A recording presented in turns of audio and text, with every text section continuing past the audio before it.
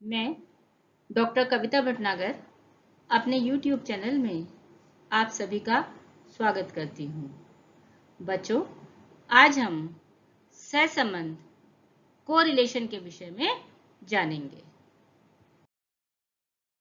बच्चों, सहसंबंध निकालने से पहले ये जानना भी जरूरी है कि हम सहसंबंध किसे कहते हैं और सहसंबंध को किसने विकसित किया है।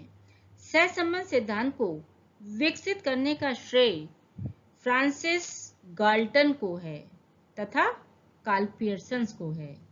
इस सिद्धांत के आधार पर दो या दो से अधिक घटनाओं के परस्पर संबंधों का स्पष्टीकरण किया जाता है, अर्थात जब दो चर मूल्य परिवर्तित होते हुए दिखाई देते हैं, जिसमें एक चर एक वेरिएबल में होने वाले परिवर्तनों के परिणाम स्वरूप दूसरे चर दूसरे वेरिएबल्स में भी परिवर्तन की प्रवृत्ति पाई जाती है, तो परिवर्तन की इसी प्रवृत्ति को सहसंबंध कहते हैं। सामान्य भाषा में जब दो संख्यात्मक तथ्यों में कारण और परिणाम कॉजेस एंड इफेक्ट का संबंध हो तो उसे कोरिलेशन कहते हैं। जैसे आय बढ़ने पर उपभोग का बढ़ना, अर्थात इनकम इंक्रीज, कंजम्पशन भी इंक्रीज होगा।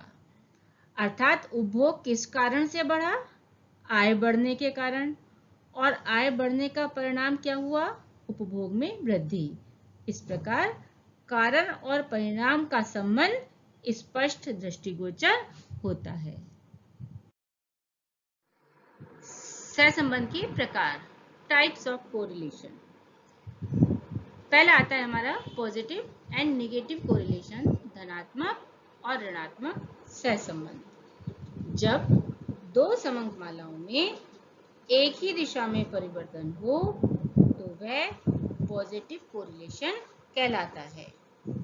इसके विपरीत जब दो समंकमालाओं में परिवर्तन विपरीत दिशा में होता है तो वह नेगेटिव कोरिलेशन कहलाता है।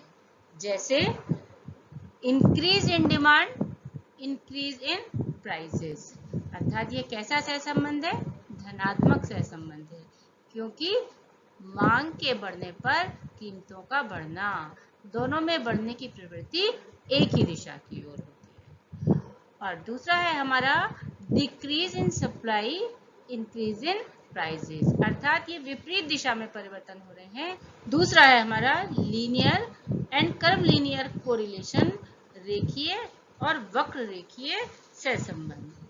जब दो चरों में विचरण का अनुपात, रेशियो ऑफ वेरिएशन, एक सा हो तो इस प्रकार का संबंध रेखीय सहसंबंध कहलाता है। इसे ग्राफ पेपर पर अंकित करने से एक सीधी रेखा बनेगी। जैसे उद्योगों में मशीनों की संख्या दुगनी कर दी जाए तो उत्पादन भी दुगना हो जाएगा। और जब परिवर्तन का अनुपात स्थायी नहीं रहता तो ऐसा सहसंबंध वक्र रेखीय कर्वीलिनियर कोरिलेशन कहलाता है। इसे ग्राफ पेपर पर अंकित करने से एक वक्र रेखा बनेगी। जैसे विज्ञापन और बिक्री, इसमें यह कहना मुश्किल है कि दोनों चरों में परिवर्तन का अनुपात स्थायी होगा या नहीं। इसे हम और एक उदाहरण के माध्यम से समझा सकते हैं। रेखीय सहसंबंध में मूल्य में 10% की वृद्धि से मांग में 5% की कमी, अर्थात यह जो चेंज है ये कैसा है? स्थायी है ये। और दूसरा है वक्र रेखीय सहसंबंध कि मूल्यों में 10% की वृद्धि से मांग में कभी 5% की कमी हुई है, कभी 10% की और कभी 15% की कमी हो सकती है। ऐसा कोरिलेशन कर्वीलिनियर कहलाता है। तीसरा है simple, multiple and partial correlation, सरल, बहुगुणी एवं आंशिक सहसंबंध। पहला है हमारा सिंपल कोरिलेशन, दो चर मूल्यों के बीच पाया जाने वाला संबंध सरल सहसंबंध कहलाता है, सिंपल कोरिलेशन कहलाता है। जैसे पिता और पुत्र की हाइट के बीच कोरिलेशन। मल्टीपल कोरिलेशन, बहुगुणी सहसंबंध में 3 या उससे अधिक चरों का होना आवश्यक है।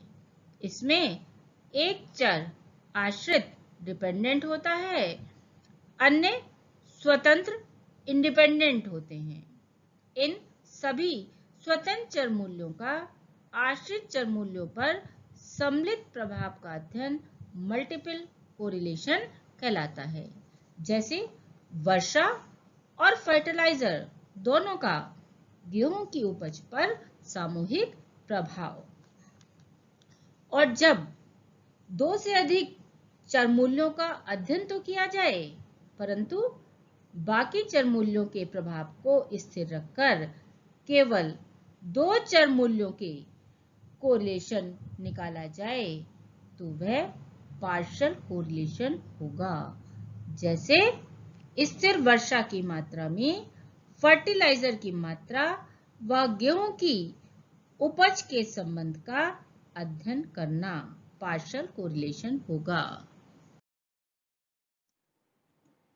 सहसंबंध का परिमाण, डिग्री ऑफ कोरिलेशन। बच्चों, जब हम सहसंबंध निकालते हैं तो सवाल में पूछा जाता है कि सहसंबंध निकालिए तथा बताइए कौन सी श्रेणी का सहसंबंध है।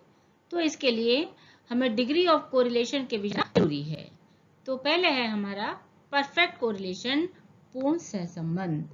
जब दो चरों में परिवर्तन एक ही दिशा तथा एक ही अनुपात में हो तो ऐसा सहसंबंध पूर्ण धनात्मक परफेक्ट पॉजिटिव कोरिलेशन कहलाता है।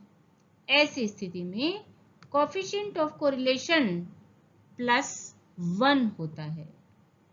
इसके विपरीत जब एक चर में परिवर्तन के परिणाम स्वरूप दूसरे चर में विपरीत दिशा परंतु समान अनुपात में हो तो पूर्ण ऋणात्मक सहसंबंध परफेक्ट निगेटिव कोरिलेशन कहलाता है।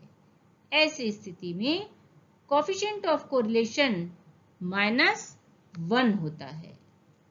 दूसरा है हाई डिग्री कोरिलेशन, उच्च श्रेणी का सहसंबंध।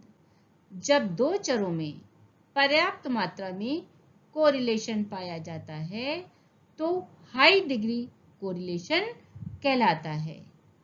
इस प्रकार कोएफिशिएंट ऑफ कोरिलेशन +0.75 से +1 के बीच है तो हाई डिग्री पॉजिटिव कोरिलेशन, और यदि -0.75 से -1 के बीच है तो हाई डिग्री निगेटिव कोरिलेशन होता है। तीसरा है हमारा मध्यम श्रेणी का सहसंबंध, मॉडरेट डिग्री कोरिलेशन। जब कोरिलेशन ना तो बहुत अधिक और ना बहुत कम हो तो मॉडरेट डिग्री कोरिलेशन होता है। इस परिमाण का कोएफिशिएंट ऑफ कोरिलेशन +0.25 से +0.75 के बीच है तो मॉडरेट डिग्री पॉजिटिव कोरिलेशन, और -0.25 से -0.75 के बीच है तो मॉडरेट डिग्री निगेटिव कोरिलेशन होता है। फोर्थ है हमारा लो डिग्री कोरिलेशन, निम्न श्रेणी का सहसंबंध। जब दो चरों में परिवर्तन कम मात्रा में होते हैं तो लो डिग्री कोरिलेशन होता है। इसमें कोएफिशिएंट ऑफ कोरिलेशन 0 से अधिक और +0.25 के बीच है तो लो डिग्री पॉजिटिव कोरिलेशन, और 0 से अधिक लेकिन -0.25 के बीच है तो लो डिग्री निगेटिव कोरिलेशन कहलाता है। 0 डिग्री कोरिलेशन सहसंबंध की अनुपस्थिति। जब एक श्रेणी में परिवर्तन का प्रभाव दूसरी श्रेणी पर बिल्कुल भी ना पड़े तो नो कोरिलेशन अर्थात सहसंबंध का अभाव होता है। ऐसी स्थिति में कोएफिशिएंट ऑफ कोरिलेशन 0 होता है।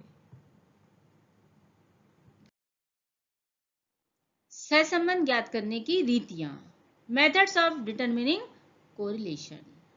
उसमें पहली हमारी है गणितीय रीतियां, मैथमेटिकल मेथड्स।